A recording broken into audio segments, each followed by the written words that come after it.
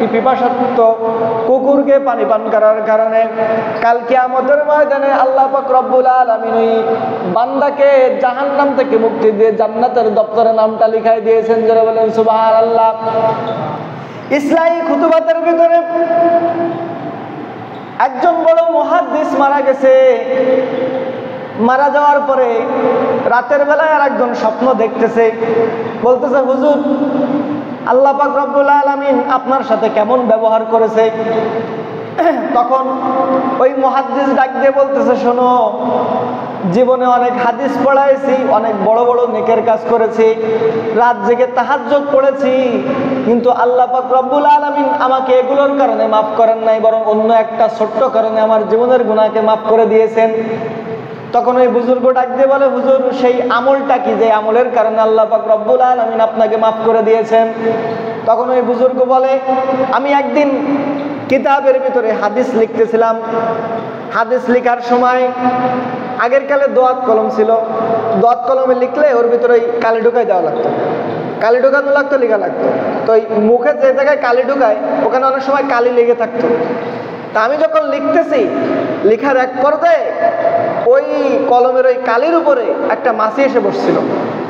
তখন আমি লেখাটাকে অফ করে দিয়ে কলমটা ধরে রাখছিলাম, যে হয়তো এই মাছিটা খুবই পিপাসার্ত, তার খাওয়ার প্রয়োজন, সে কালি ওখান থেকে চোষণ করে যখন উঠে যাবে তখন আমি আবার হাদিস লেখা শুরু করব।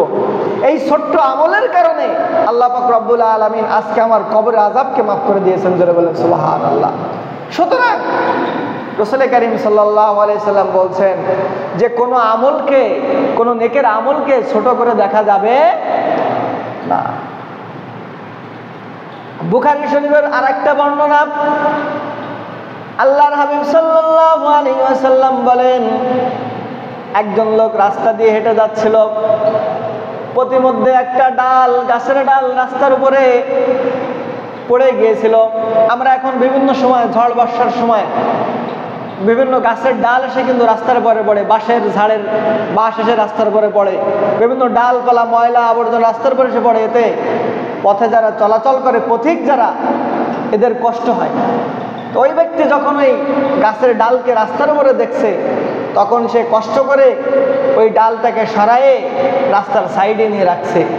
বুখারী শরীফের বর্ণনা, রাসূল কারীম সাল্লাল্লাহু আলাইহি সাল্লাম বলেন, তার এই ছোট্ট আমলের কারণে আল্লাহ পাক রব্বুল আলামিন তার তামাম জিন্দেগির সমস্ত গুনাহ খাতাকে মাফ করে দিয়ে তার নামটাকে জান্নাতের খাতায় লিখে দিয়েছে। যারা বলেন সুবহানাল্লাহ। আজকে আমরা যে কোনো কাজকে খুবই ছোট মনে করি, নেকের কাজ। আজকে থেকে আপনাদেরকে মুখস্থ করতে হবে।